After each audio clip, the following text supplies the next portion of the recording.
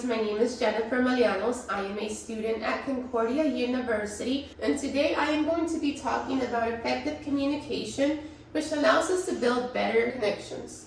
Have you ever felt like you were speaking the same language but still weren't being understood?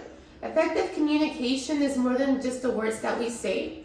Effective communication is about making true connections. Today I will be talking about 5 different communication skills that will allow us to have a better communication. Here are 5 of the concepts that we're going to be talking about today.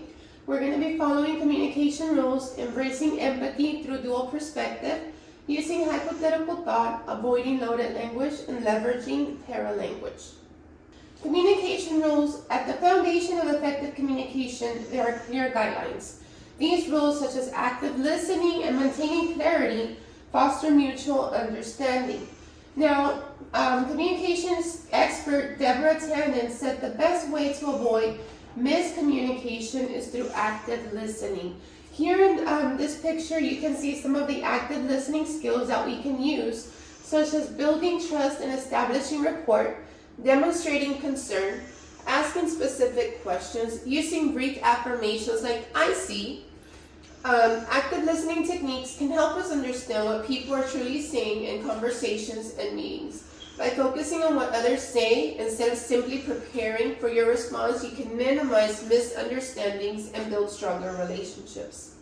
Now, while these rules provide a framework for clarity, effective communication also requires stepping into someone else's shoes, seeing things from a different perspective, and this leads us to dual perspective. Now, dual perspective is a key component to showing empathy and connection. Through dual perspective, we're not just talking about our viewpoint, but we're trying to understand what the other person is thinking as well. By considering both sides of a situation, we foster deeper connections and resolve conflicts more effectively. For example, in the workplace, managers who empathize with their employees' concerns usually have a better success at resolving conflict. Dual perspective encourages collaboration, it reduces misunderstandings, and it builds trust. Professional Stephen Covey said, "Seek first to understand, then to be understood." Empathy connects us, but hypothetical thought takes us a step further.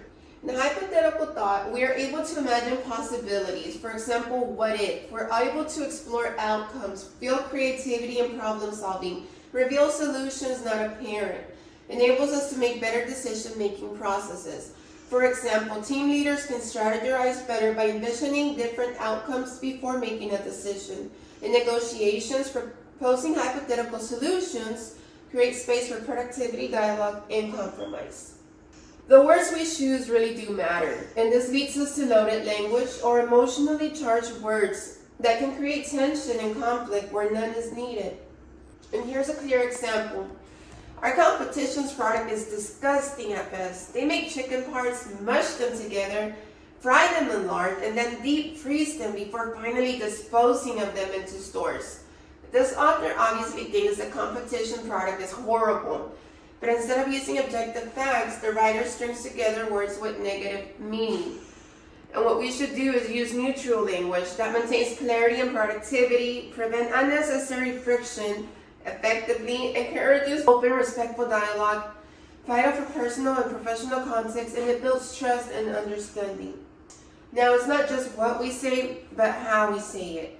And that will lead us to paralanguage. Paralanguage is the tone, pitch, and pace of our voice that adds deep and emotion to our messages. For example, a warm tone can convey empathy, while a rush pace might signal impatience.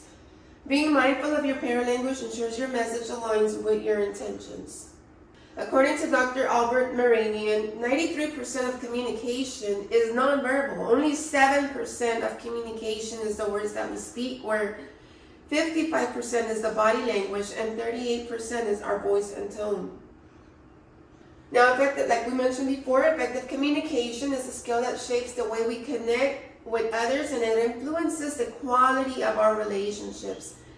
Some of the key concepts that we learned today in order to have effective communication are following communication rules that allow for clarity, embracing dual perspective to understand others' points of view, using hypothetical thought that allows us to imagine possibilities with creativity, avoiding loaded language prevents misunderstandings, and leverage paralanguage to enhance meaning.